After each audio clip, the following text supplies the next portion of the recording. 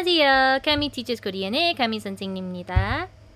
So, ito na po ang Chapter 10 review po natin. So, ready na po ba tayo mag-review ng Chapter 10? Naalala niyo po ba ang content ng Chapter 10? Let's see if you'll be able to remember the Chapter 10. So, Chapter 10 review na po tayo. Magsisimula po muna dito sa listening portion po. Kung meron po kayong libro, punta lang po kayo sa Chapter 10, page 122 ng revised version po. Bale po, may dalawang version ang EPS topic books. If you don't have the revised version yet, pwede nyo naman po i-download for free. Iiwan ko na lang po ang download link sa description ng video na ito. Alright, so dito na po tayo sa numbers 1 to 3. 들은 것을 고르십시오. So 1, 2, and 3, mga dates po siya, no? So sa chapter 10, na-cover po natin ang Sino-Korean numbers and also how to read the dates in Korean. So let's see if you can remember po kung paano po tayo magbasa ng mga Korean dates. So ipe-play ko na po ang track natin for numbers 1 to 3. Let's go! 10과 EPS 토픽 듣기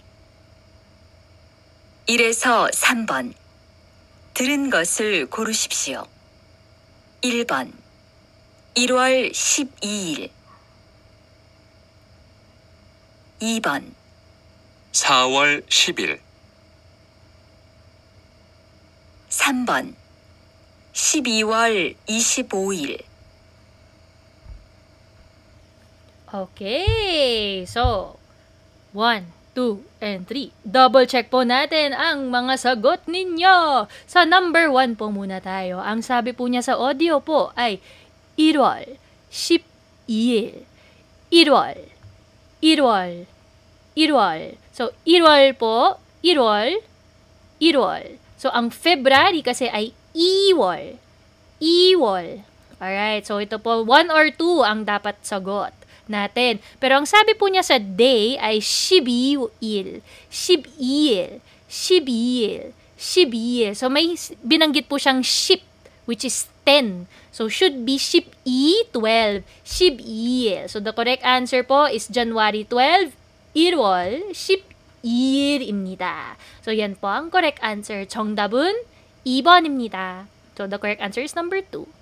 Okay, let's move on to number 2. So, 2번, ano kaya ang tamang sagot? Ang sabi po niya ay 4월 10일, 4월 10일, 4월 10일, 4, 1, 2, 3, 4, 4, 4, April, 4월, 4월, 3월, March, 3월, 3월, so may M, 3월, edi March po yun. 4월 is April. 4월, so was it 10일 or 20일? It was 10일. So 4월 10일. Sabi po niya, 4월 10일. April 10. 4월 10일. Next, number 3.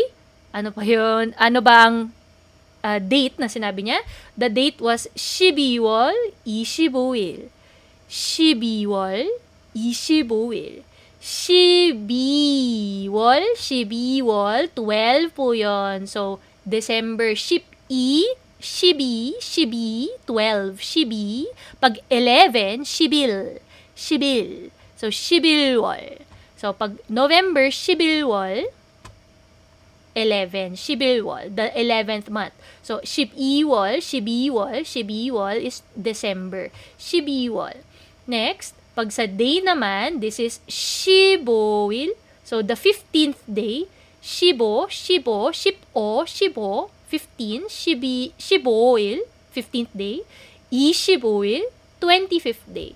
So, sa audio, ang sabi po niya, 12월 25일. 12월, 12th month, 25일, the 25th day. Alright, let's continue sa listening pa rin po ito. Sa numbers 4 and 5, 질문을 듣고 알맞은 대답을 고르십시오. 질문, question, 듣고, pakinggan, listen. 알맞은, the appropriate or correct. 대답, response, 고르십시오. So, ang 4 and 5, yung options po dito is a response to the question.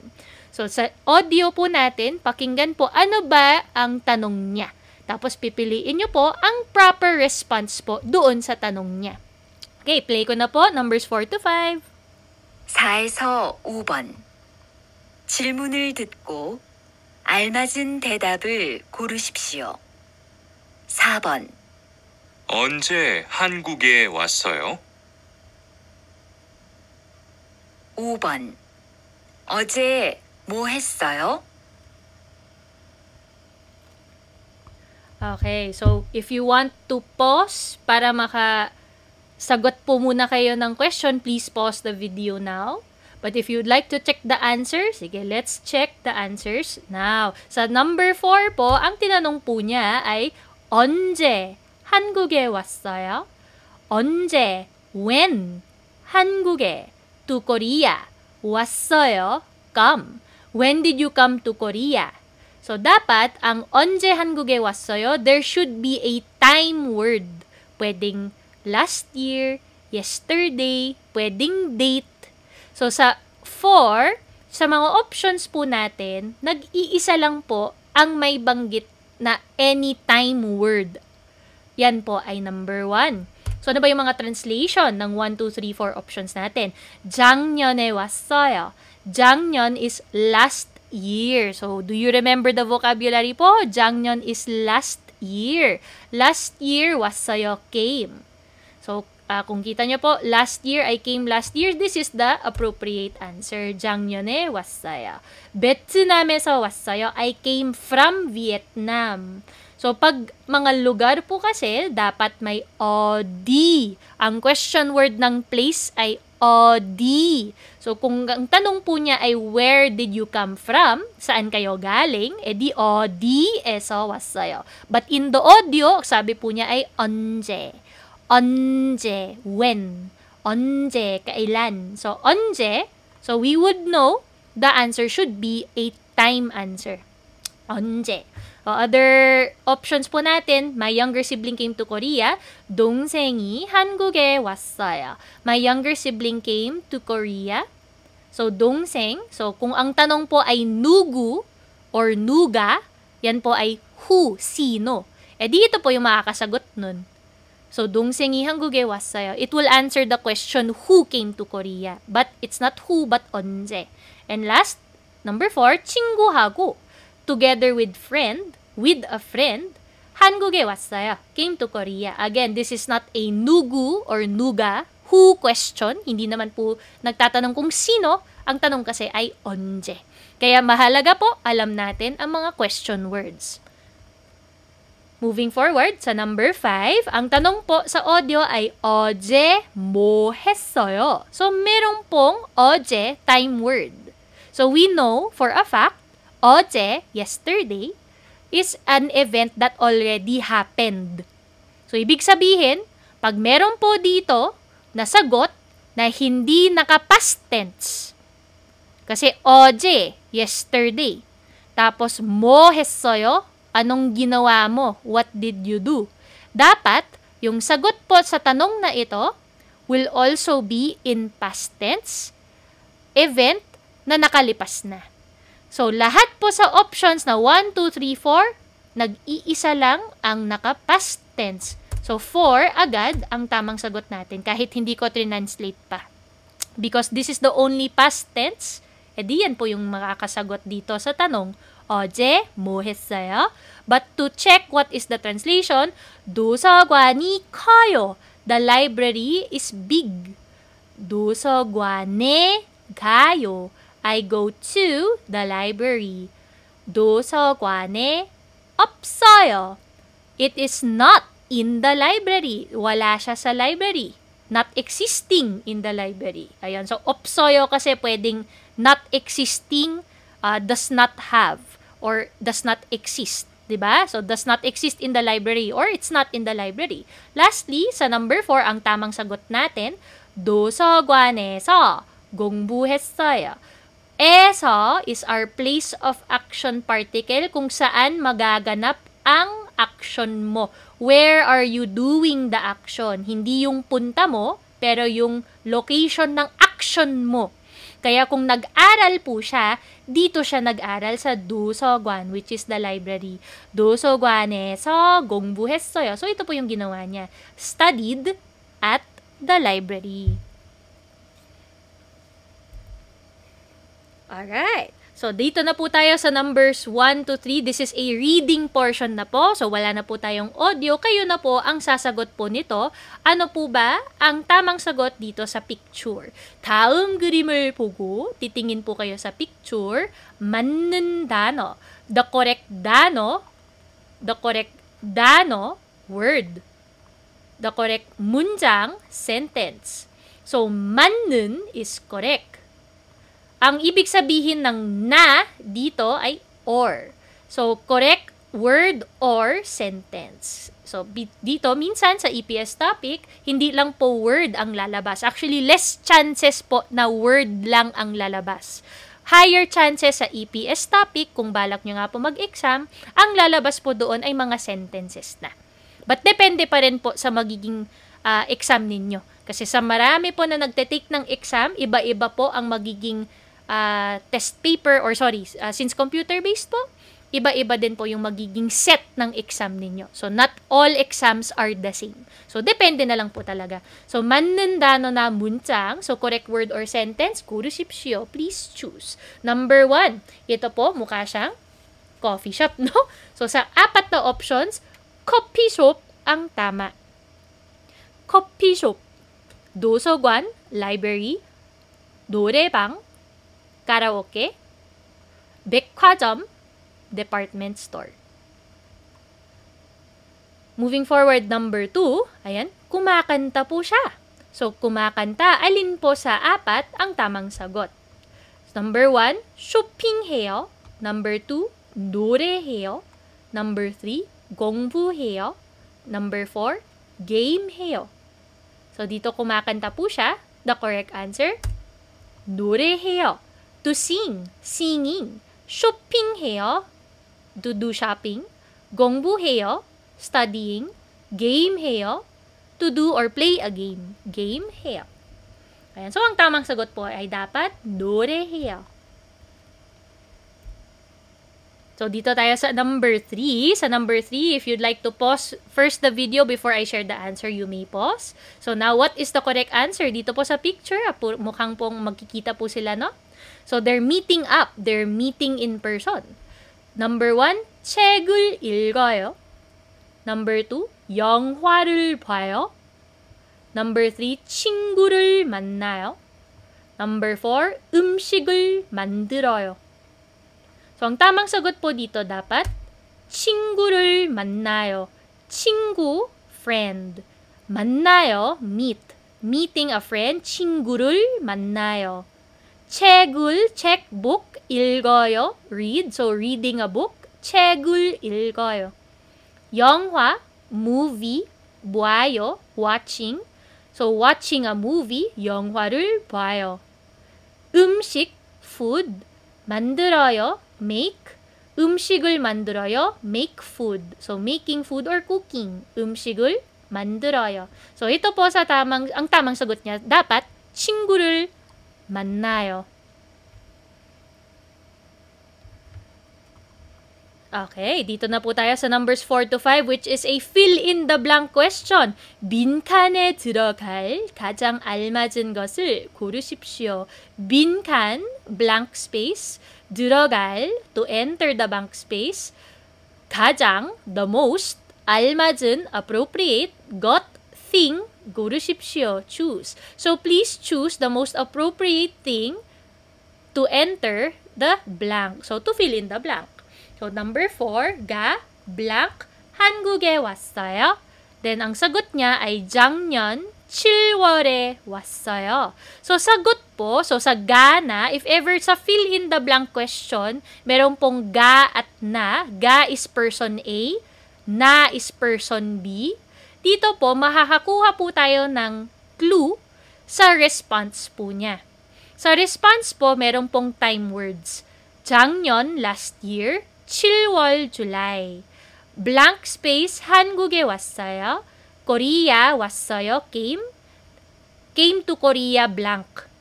So, pag sagot po ay time word, edi ang tanong po dapat time question word. So, ang time question per word po natin ay 언제, when. So, this is the correct answer. 언제, when did you come to Korea? Kaya time word ang sagot. Pag 누가, sino ang pumunta or dumating sa Korea, edi dapat tao ang sagot. 어디, 한국에 왔어요? It does not match kasi dapat wala pong location dito sa 한국. 어디에서 왔어요? Where did you come from? Pwede. So, it will not make sense kasi may location na po dito. Number 3, 무슨. What kind? What kind of Korea? Ang 무슨 kasi, dapat po may kasamang noun dito. So, what kind of food? What kind of movie? What kind of fruit? So, dapat po may kasamang noun dito. So, pag sinama niyo po yung 무슨 sa 한국, what kind of Korea? That does not make sense. Wala pong sense po yon. So, hindi din po ang tamang sagot ang 무슨. So, should be 언제 because of the time word answer. Sa number 5 naman, puntat na tayo dito. 어제 뭐 했어요? So, same, doon kanina sa listening po natin, it's the same question. 어제 뭐 했어요? What did you do yesterday? 극장에서 영화를 blank. So, pag naka-encounter po tayo ng blank dito sa dulo ng sentence, ang ibig sabihin po nun, may verb at adjective, tapos may corresponding na grammar po nakasama sa kanya. So, dito ano ba yung mga grammar? Yan po yung past tense, present tense, future tense, mga iba't ibang conjugation na kailangan i-attach na may meaning din po. So, nag-iiba po tayo ng form ng verb or adjective. So, ang verb or adjective natin pag nagdito sa dulo, it means may naka-apply na grammar sa kanya. So, to get the clue what is the correct grammar po, nandito din po sa tanong. 했어요. So, it's past tense. Kita po natin 1, 2, 3, 4, lahat po sila naka-past tense. 했어요, 했어요, 했어요, 했어요. So, now we have to choose which one is correct. Pag lahat po sila ay pare-parehas ang grammar, so hindi grammar ang hanap. Hindi tamang grammar, tamang vocab na po. Tama po ba ang verb or adjective na ilalagay dito sa blank? So, you need to look at the words here before the blank. So, dahil ito po yung by blank space, yung sa dulo, edi titingin po tayo dito sa katabi. 영화, ito po magiging clue po natin. 영화, movie. Movie po, do you go to a movie? Do you watch a movie? Do you shopping a movie? Or do you walking a movie? 갔어요 is went. 봤어요, watched. 쇼핑했어요, shopped. 산책했어요, walked. So, 영화를 보았어요. I watched a movie sa theater, in the cinema. 극장에서 영화를 보았어요. So, for the blank space, pag may mga fill in the blank, sa dulo po siya, tapos lahat po sila ay pare-parehas lang naman ang grammar niya, edi grammar, hindi grammar, pero vocabulary ang pinapahanap sa inyo. Okay? Yan po ang isang type of question natin. So now, we have also additional practice po. Ito po yung mga color pink pages. So we can also cover this. I'll share with you the answers po. But this is optional naman. So yung iba, kung gusto nyo pong skip ito, that's okay. Actually, you don't really need to always review. But I always find it helpful, especially pag nalilimutan natin ang mga vocab. So, let's try to do this extended practice page po. Nasa page 125 po siya. Page 125, numbers 1 to 2. Again, look at the picture. 다음 그림을 보고 tingin po sa picture, 맞는 문장을 고르십시오. So, choose the correct sentence. Actually, ang weird po kasi sabi daw dito word or sentence, pero kung pansin nyo po, 맞는 문장, nawala po si Dano. Dano. Wala po si word. Dano. Dito sa sentence na to. 맞는 단어. Nawala siya. So, minsan kasi hindi reliable po yung translation sa book. But, I'm not sure kung makakatch ko po lahat to. Pero, ayan po. Just take note. Minsan yung translation may not be 100% correct. So, you may always double check sa mga translator app kung tama nga ba o hindi. Alright, so number 1, okay, so itong lugar po, 회사 ba siya? 회사 sa number 1. Number 2, 공원. Number 3, 시장. Or number 4, 식당. So, this is a park. So, 1, 2, 3, and 4. 2, 공원 po ay park. 공원, park. So, this is the correct answer. 공원. Next, number 2. Ito po, nagluluto po siya. So, what's the correct answer here? 장을 봐요. Number 1. Number 2, 커피를 마셔요. Number 2. Number 3, 점심을 먹어요. Number 3. And number 4, 음식을 만들어요. So, 장을 봐요, grocery shopping. 커피를 마셔요 is drink coffee. 점심을 먹어요, eat lunch. 음식을 만들어요, make food. So, cooking po, making food for ang tamang sagot dapat dito.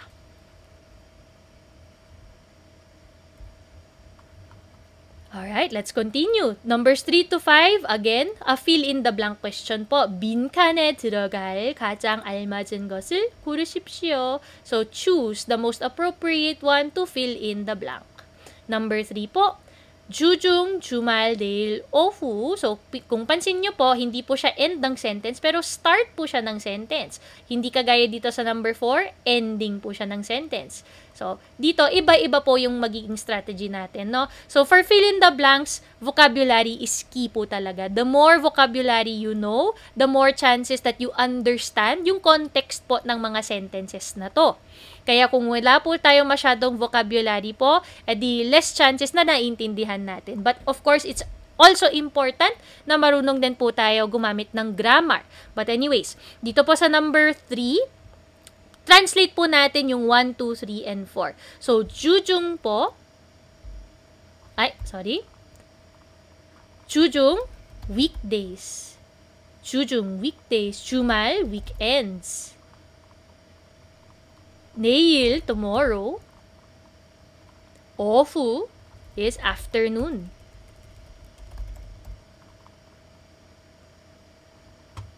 Alright. So, dito po, pag binasa po natin, 월요일 at 금요일 are Monday and Friday. Tas dito, 회사, workplace or company, 일을 해요. Work. So, nagwo-work po siya Monday, 월요일부터 to 금요일까지. So, 부터 from. So, from Monday. So, 월요일부터 from Monday, 금요일까지 to Friday. So, from Monday to Friday, 회사에서 at my workplace, 일을 해요. Work.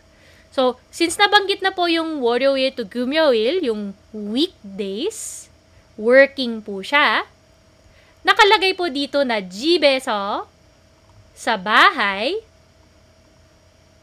쉬어요. Take a rest. So, sa bahay po siya nagpapahinga. So, dito, sa context po ng number 3, dahil nagwo-work siya on the weekdays na 월요일 hanggang 금요일, edi dapat weekends po siya nagpapahinga. That's the rest day. Diba po? So, ang rest day po, 주말, weekends, ang tamang sagot. Bakit hindi jujung? Kasi po, iba ang verb dito. 일을 해요 is work, 쉬어요 is rest. So, ibang sagot po talaga siya. Hindi po siya weekday, pero weekend po, nagpapahinga. Taking a rest at home. 집에서. Wala pong translation dito na 집에서, sa bahay. Kung meron lang po dito, edi maintindihan pa natin. But 집에서, kung na-catch nyo po na 집에서 is home, 집에서 쉬어요, edi makukuha nyo po yung 주말 dito sa blank space. Right, let's go to number 4. O, basahin po natin. O, actually, translate po muna natin yung mga options. 책을 샀어요. Bought a book. 책을 줬어요. Gave a book. 책이 많았어요. A lot of books. 책이 재밌었어요. Book was fun.